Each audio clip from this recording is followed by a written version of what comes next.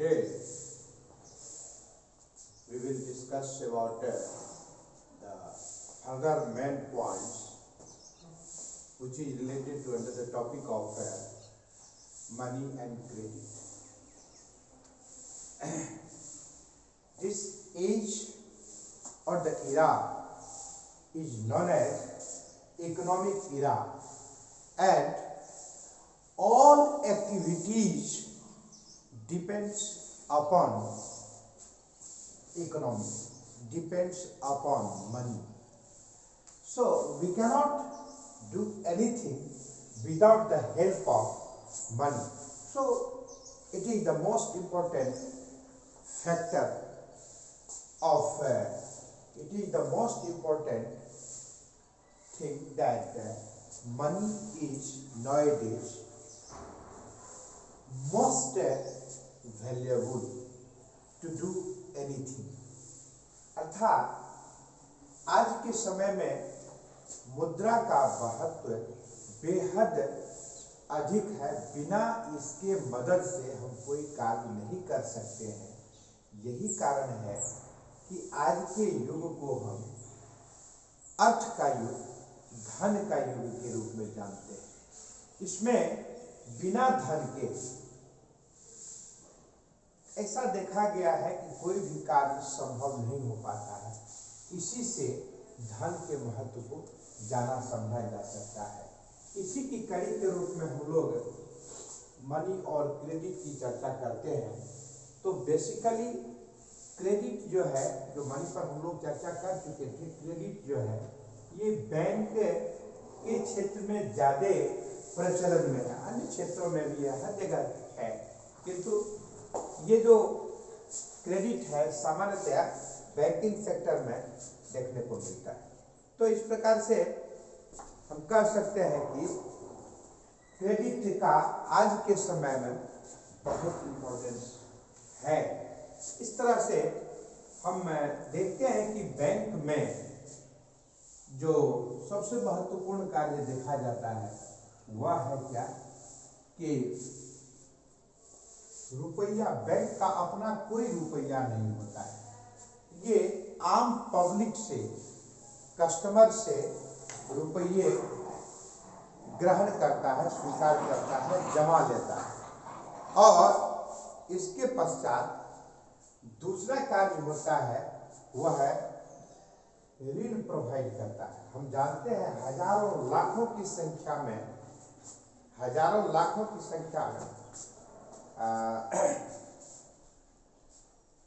Saving करने वाले होते हैं। वो अपने रुपया को यानी आमदनी का कुछ हिस्सा बचा करके बैंक में जमा करते हैं। उसी प्रकार से हजारों लाखों की संख्या में ऐसे लोग होते हैं जो बैंक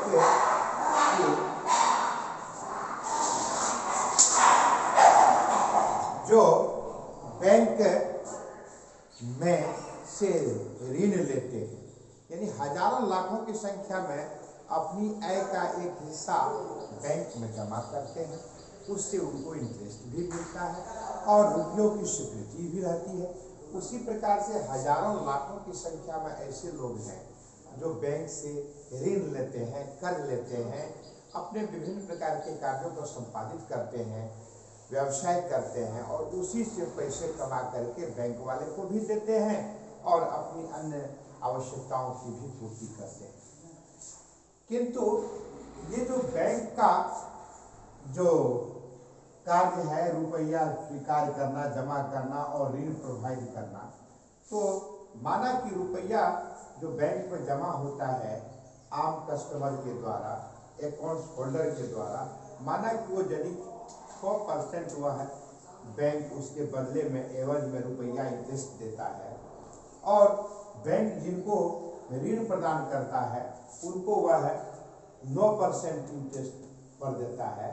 तो ये 6 और 9 के बीच का अंतर जो है बराबर 3% का जो इंटरेस्ट बच जाता है, यही बैंक का अपना रुपया होता है।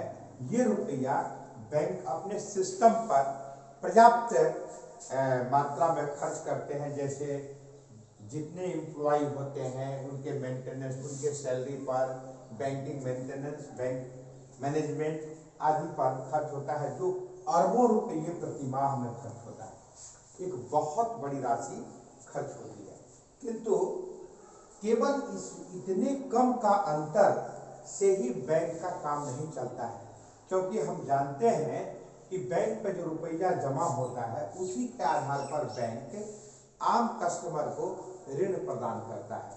किंतु याद रहे कि बैंक अपनी जमा का सभी राशि वो ऋण के रूप में नहीं दे देता है, अपितु कुछ राशि अपने पास में नकद रूप में रखता है डे टू डे ट्रांजैक्शन के लिए। यदि सब के सब रुपये यदि इंटरेस्ट पर दे दिया जाए, लोन के रूप में कस्टमर को दे दिया जाए, तो वास्तव में बैंक का बेनिफिट मैक्सिमम होगा, इसमें दो राय नहीं है, यानी बहुत ज़्यादा बढ़ जाएगा। किंतु उससे भी ज़्यादा महत्वपूर्ण है कि बैंक को जीवित रखना है। बैंक को जीवित रखने के लिए बैंक में जो डे टू डे हजारों हजार लोग जो ट्रांजैक्शन करने के लिए आते हैं, रुपये निकालने के लिए आते हैं, आज रुपया जमा किया है जो व्यक्ति, हो सकता है कि कल ही उनको रुपयों की आवश्यकता पड़ जाए, हो सकता है 2 दिन के बाद आवश्यकता पड़ जाए। ये जमा और निकासी का कार्य चलता रहता है। तो ये जमा और निकासी का कार्य जो चलते रहता है, इसके लिए बैंक अपने पास में जमा राशि का एक सर्टेन % अपने पास रखता है कैश इन हैंड में, उसी को हम लोग लिक्विडिटी के रूप में जानते हैं। क्यों रखता है? क्योंकि डे टू डे जो उसमें जो अकाउंट्स होल्डर है वो बैंक से रुपये निकालता है समय समय पर अपनी आवश्यकताओं की पूर्ति के लिए, इसलिए यह आवश्यक है। कोई भी कस्टमर को बैंक से खाली लौटना नहीं पड़े पैसा के अभाव में, यह हमेशा बैंक मैनेजमेंट ध्यान में रखता है, बेहद महत्वपूर्ण है। दूसरी बात यह है कि बैंकिंग के लिए कि इसमें लाभदायकता को बैंक का पहला और सबसे महत्वपूर्ण, बैंक का पहला जो सबसे महत्वपूर्ण कार्य होता है वह होता है कि मैक्सिमम मुनाफा प्राप्त करता है। बैंक का एकमात्र लक्ष्य होता है, ध्येय होता है, how to earn, how to gain more and more, यानी maximum profit. It is the attitude, it is the goal of any bank. Here any bank means all commercial banks, यानी आप जितने भी इस प्रकार का बैंक देख रहे हैं, चाहे स्टेट बैंक ऑफ इंडिया हो, ये जो भारत का सबसे बड़ा बैंक के रूप में माना जाता है, चाहे पंजाब नेशनल बैंक हो, चाहे बैंक ऑफ बड़ौदा हो, बैंक ऑफ इलाहाबाद हो, बैंक ऑफ इंडिया हो, बैंक ऑफ कैनरा हो, ये जितने भी प्रकार के ये सारे बैंक हैं, ये सारे के सारे बैंक कॉमर्शियल बैंक के रूप में जाना जाता है, वाणिज्यिक बैंक के रूप में जाना जाता है, व्यावसायिक रूप में जाना जाता है, व्यापारिक रूप में जाना जाता है। इसको हम लोग अंग्रेजी में एक ही वर्ड में कॉमर्शियल बैंक के नाम से जानते हैं। अब है कि बैंक का जो सबसे महत्वपूर्ण कार्य है, इन सबसे भी ज्यादा वो है क्या है, तो क्रेडिट क्रिएट करता है। जो हमने क्रेडिट की चर्चा भी की है, ये विश्वास पैदा करता है। बैंक क्या करता है, इस विश्वास पर, इस आशा पर कि उनके पास जो ट्रांजैक्शन डे टू डे का होता है, यानी रुपये जमा करना, फिर रुपये प्रोवाइड करना, अकाउंट होल्डर को रुपये देना, अदा करना, तो इस बीच का जो कालखंड होता है, अंतर होता है, इसमें बैंक अपनी जमा का, यानी उनके पास में जो कुल जमा होता है, उस जमा का एक सर्टेन % वह क्रेडिट क्रिएट करता है। यानी जो बहुत डेवलप्ड कंट्री है वहाँ पर तो ज़्यादा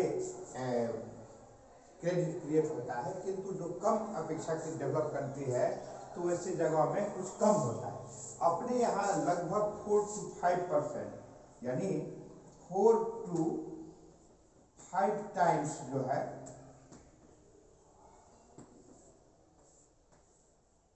ये क्रेडिट, यानी मान लीजिए कि बैंक के पास यदि 1 करोड़ रुपया जमा है तो वह क्रेडिट क्रिएट करता है 4 टाइम्स भी, तो यानी कि 4 करोड़ रुपया का वो ट्रांजैक्शन करता है, लेन देन करता है, कारोबार करता है। तो ऐसी स्थिति में क्या होता है कि बैंक में यदि 1 करोड़ रुपया जमा होता है तो बैंक ऋण देता है 1 करोड़ रुपया पर, यानी इंटरेस्ट देता है डिपॉजिटर को जो जमा करता है बैंक में। किंतु बैंक अपने सिस्टम से क्या करता है तो लगभग 3.5 करोड़ तक रुपया वह ऋण प्रदान करता है, 3.5 करोड़ रुपया ऋण प्रदान करता है। तो यानी कि उस बैंक को वहन करना पड़ता है 1 करोड़ रुपया पर इंटरेस्ट। दूसरा, बैंक लोगों से जो लोनी है, ऋणी है, उनसे 3.5 करोड़ या 4 करोड़ रुपया पर वह इंटरेस्ट लेता है। दूसरा, बैंक 6% ऋण इंटरेस्ट अदा करता है अकाउंट होल्डर को, जबकि वो 9% इंटरेस्ट लेता है जिसको वो लोन देता है। तो इस दोनों का अंतर ही बैंकिंग सिस्टम का मेंटेनेंस का है, सैलरी सिस्टम है, मैनेजमेंट है, और उसके बाद लाखों लाख करोड़ों करोड़ रुपये ईयरली बैंक मुनाफा भी प्राप्त करता है। यानी कि अपना पैसा बैंक के पास में कुछ नहीं होता है, बैंक के पास में जो जमा आता है उसी पैसे का उलट फेर करके अपने सिस्टम से, अपने अनुभव के आधार पर उलट फेर करके अधिक से अधिक मुनाफा प्राप्त करता है। गाँव घर में इसको कहते हैं मछली के तेल से मछली को फ्राई करना। यही कार्य बैंकिंग सिस्टम का होता है। बैंकिंग पॉलिसी पर जब हम लोग चर्चा करेंगे तो अगले दिन चर्चा करेंगे। आज की कक्षा में इतना ही। धन्यवाद।